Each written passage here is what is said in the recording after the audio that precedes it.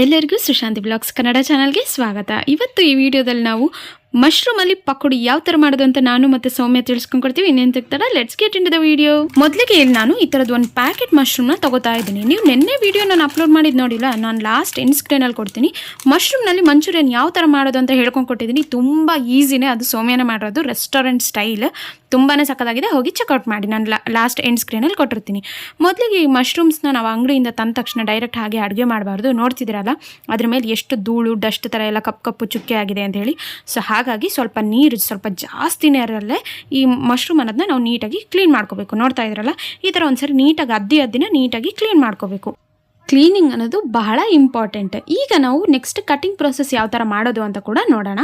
ಈಗ ನಾನು ಪ್ರೀವಿಯಸ್ ವೀಡಿಯೋದಲ್ಲಿ ನಾನು ಮಶ್ರೂಮ್ ಮಂಚೂರಿಯನ್ ಮಾಡಿದ್ದೆ. ಸೊ ಆ ಮಂಚೂರಿಯನ್ ತಿನ್ಬೇಕಾದ್ರೆ ಸ್ವಲ್ಪ ದಪ್ಪ ಪೀಸ್ ಸಿಕ್ಕಿದಾಗ ಚೆನ್ನಾಗಿ ಅನಿಸುತ್ತೆ ಅಲ್ಲ. ಸೊ ಹಾಗಾಗಿ ಒಂದು ಮಶ್ರೂಮ್ನ 2 ಪೀಸಾಗಿ ಕಟ್ ಮಾಡಿದ್ದೆ.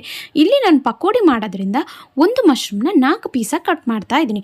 ಒಂದು ವೇಳೆ ನಿಮಗೆ ತೆಳ್ಳಗೆ ಬೇಕು ಅಂದರೆ ತೆಳ್ಳಗೂ ಕೂಡ ನೀವು ಕಟ್ ಮಾಡ್ಕೋಬೋದು, ಅದು ನಿಮ್ಮ ಮೇಲೆ ಡಿಪೆಂಡ್ ಆಗಿರುತ್ತೆ. ಸೊ ಈ ಥರ ಮಶ್ರೂಮ್ನೆಲ್ಲ ನೀಟಾಗಿ ಕಟ್ ಮಾಡಿದ್ದಾದಮೇಲೆ ಈಗ ಸ್ಟಫಿಂಗ್ ಪ್ರೊಸೆಸ್ ಅನ್ನೋದು ತುಂಬಾ ಇಂಪಾರ್ಟೆಂಟ್.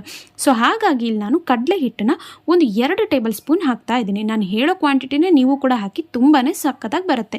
ಅದರ ಜೊತೆಗೆ ಬೈಂಡಿಂಗೋಸ್ಕರ ಒಂದು 2 ಟೇಬಲ್ ಸ್ಪೂನಿನಷ್ಟು ಕಾರ್ನ್ಫ್ಲೋರ್, ಮೈದಾ ಹಿಟ್ಟು ಕೂಡ ಇಲ್ಲಿ ತುಂಬ ಒಳ್ಳೆ ಟೇಸ್ಟ್ ಕೊಡೋಕ್ಕೆ ಇಂಪಾರ್ಟೆಂಟ್ ಆಗುತ್ತೆ. ಸೊ ಹಾಗಾಗಿ ಒಂದು 2 ಟೇಬಲ್ ಸ್ಪೂನಿನಷ್ಟು ಮೈದಾ ಹಿಟ್ಟು, ಇಲ್ಲಿ ಯಾವುದೇ ಥರ ನಾನು ಕಲರ್ ಪ್ರಿಸರ್ವೇಟಿವ್ಸ್ ಆ್ಯಡ್ ಮಾಡ್ತಾ ಇಲ್ಲ. ಸೊ ಹಾಗಾಗಿ ಕಬಾಬ್ ಪೌಡ್ರನ್ನ ಯೂಸ್ ಮಾಡ್ತಾ ಇದ್ದೀನಿ.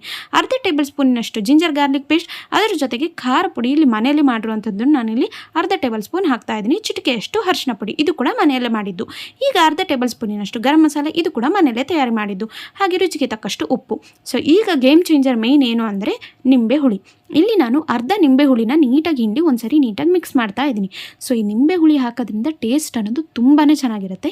ಈಗ ನೀವು ಒಟ್ಟಿಗೆ ನೀರು ಹಾಕಿದ್ರೆ ಸ್ವಲ್ಪ ನೀರು ಹಾಕಿ ಈ ಥರ ಹಿಟ್ಟು ಕಲಿಸ್ತಾ ಇದ್ರೆ ನೋಡಿ, ಆ ಬೈಂಡಿಂಗ್ ಅನ್ನೋದು ಒಂದು ಟೆಕ್ಸ್ಚರ್ ಫಾರ್ಮ್ ಆಗುತ್ತೆ. ಸೊ ಇಂಥ ಟೈಮಲ್ಲಿ ನೀವು ನೋಡಿ ನೀರು ಹಾಕಬೇಕು. ಜಾಸ್ತಿ ತೆಳ್ಳಗೆ ಹಿಟ್ಟನ್ನ ಮಾತ್ರ ಮಾಡಬೇಡಿ. ಈ ಥರ ಕರೆಕ್ಟಾಗಿ ಆಗಿದ್ದಾದಮೇಲೆ ಕಟ್ ಮಾಡಿರುವಂತಹ ಮಶ್ರೂಮ್ ಪೀಸಸ್ನ ಹಾಕಿ ನೀಟಾಗಿ ಕಲಿಸ್ಕೊಳ್ಳಿ. ಈ ಕಲಿಸ್ಬೇಕಾದ್ರೆ ಪ್ರತಿಯೊಂದು ಮೂಲೆಗೂ ಕೂಡ ಮಶ್ರೂಮ್ ಪೀಸಸ್ಗೆ ಈ ಹಿಟ್ಟು ಅನ್ನೋದು ಅಂಟಬೇಕು. ಇಂಥ ಟೈಮಲ್ಲಿ ಒಂದು 10 ನಿಮಿಷ ನಾವು ರೆಸ್ಟ್ ಮಾಡಲಿಕ್ಕೆ ಬಿಡಬೇಕು. ಸೊ ಈ ರೆಸಿಪಿ ಮಾಡ್ತಿರೋದು ನಾನು ಸೌಮ್ಯ ಅಲ್ವಾ, ಆಬ್ವಿಯಸ್ಲಿ ನಾವು ಜಗಳ ಆಡ್ತಿರ್ತೀವಿ. ಸೊ ಬಿಹೈಂಡ್ ದ ಕ್ಯಾಮ್ರಾ ಯಾಕೆ ಇಲ್ಲಿ ನಿಮ್ಮ ಮುಂದೆನೇ ತೋರಿಸೋಣ ಅಂತ ಹೇಳಿ ಸ್ವಲ್ಪ ಇಲ್ಲಿ ಜಗಳ ಮಾಡಿದ್ಬಿಟ್ಟು ಕೂಡ ಅಪ್ಲೋಡ್ ಮಾಡಿದ್ದೀನಿ. ಸೊ ಇದೆಲ್ಲ ಬಿಟ್ಟಾಕಿ ನೆಕ್ಸ್ಟ್ ಈಗ ಕಾದಿರುವಂತಹ ಎಣ್ಣೆನಲ್ಲಿ ನಾವು ಈ ಥರ ನೆನೆಸಿಟ್ಟಿದ್ವಲ್ಲ 10 ನಿಮಿಷ, ಸೊ ಆ ಮಶ್ರೂಮ್ಸ್ನೆಲ್ಲ ಹಾಕೊಂಡು ಕರೆದು ತಿಂತಾ ಇದ್ರೆ ಸಖತ್ತಾಗಿರುತ್ತೆ. ಈ ರೆಸಿಪಿ ಯಾವ ಥರ ಮಾಡೋದಂತ ಸೌಮ್ಯ ಹೇಳ್ಕೊಟ್ಲಲ್ಲ. ಸೊ ಹಾಗಾಗಿ ಸೌಮ್ಯಗೆ ಒಂದು ಥ್ಯಾಂಕ್ಸ್. ಈ ವಿಡಿಯೋ ನೋಡ್ತಿರೋದಕ್ಕೆ ನಿಮಗೂ ಕೂಡ ಥ್ಯಾಂಕ್ಸ್. ಈ ವಿಡಿಯೋ ನೋಡಿ ನೀವು ಕೂಡ ಟ್ರೈ ಮಾಡಿ. ಈ ವಿಡಿಯೋ ಇಷ್ಟ ಆದರೆ ಒಂದು ಲೈಕ್, ಶೇರ್, ಸಬ್ಸ್ಕ್ರೈಬ್ ಮಾಡಿ. ಓಕೆ, ಬಾಯ್.